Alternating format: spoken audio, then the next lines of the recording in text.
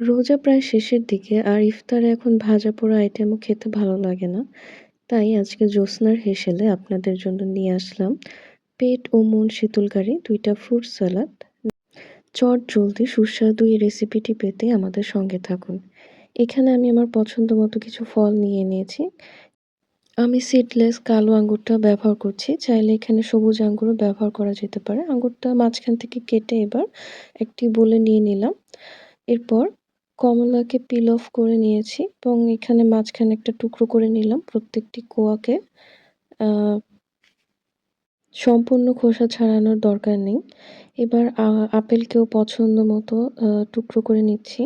আমি এখানে কিউব করে নিয়েছি ছোট, ছোট। চাইলে আপনি আপনার পছন্দ মতো করে টুকরা করে নিতে পারেন ফলগুলো।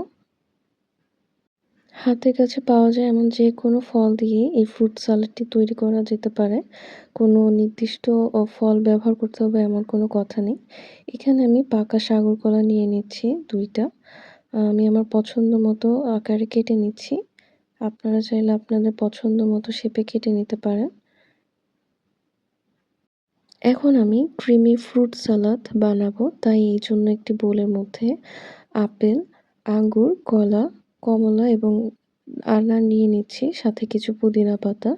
এবার একটি বোলে আমি কিছু টক দই নিয়েছি। এর মধ্যে ১ টেবিল চামচের মতো চিনি দিয়েছি। চাইলে চিনি ব্যবহার না করলেও পারেন এবং স্বাদটাকে একটু ব্যালেন্স করার জন্য সামান্য লবণ দিয়ে নিলাম। নিয়ে আমি আ টক দইয়ের মিশ্রণটা ভালো করে ফেটে বোলের মধ্যে দিয়ে দিচ্ছি।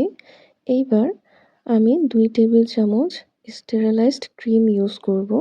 আপনারা চাইলে এই পার্টটা স্কিপ করতে পারেন। তবে এই ক্রিমটা দেওয়ার কারণে এই সালাদটা খুবই টেস্টি এবং ক্রিমি একটা টেক্সচার এসেছে। আমি সবকিছু আলতো হাতে মিক্স করে নিচ্ছি। তৈরি হয়ে গেল আমার ক্রিমি ফ্রুট সালাদ। উপরে একটা পুদিনা পাতা দিয়ে এভাবে গার্নিশ করে নিলাম। এটা ফ্রিজে রেখে ঠান্ডা, ঠান্ডা সার্ভ করলে খেতে খুবই দারুণ লাগে। অবশ্যই এভাবে একবার ফ্রুট সালাদ ট্রাই করে দেখবেন। এবার দ্বিতীয় ফ্রুট সালাদটি তৈরি করব।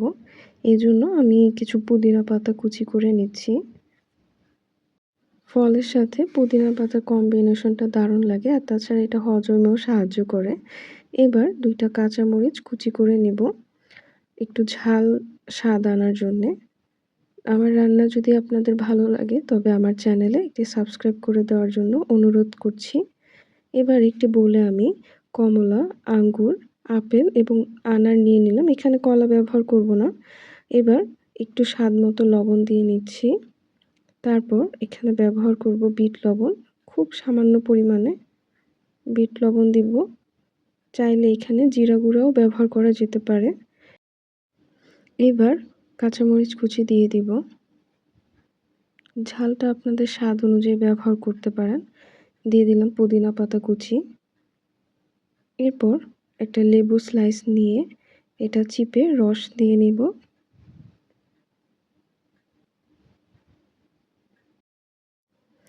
সবকিছু একসাথে মিক্স করে নিব। তাহলেই তৈরি হয়ে যাবে আমাদের টক মিষ্টি স্বাদের এই ফ্রুট সালাদটি। ফ্রুট সালাদের এই রেসিপি দুটো ট্রাই করে আমাদের জানাবেন কেমন হলো এবং সাবস্ক্রাইব করে পাশে থাকার অনুরোধ রইল। ধন্যবাদ।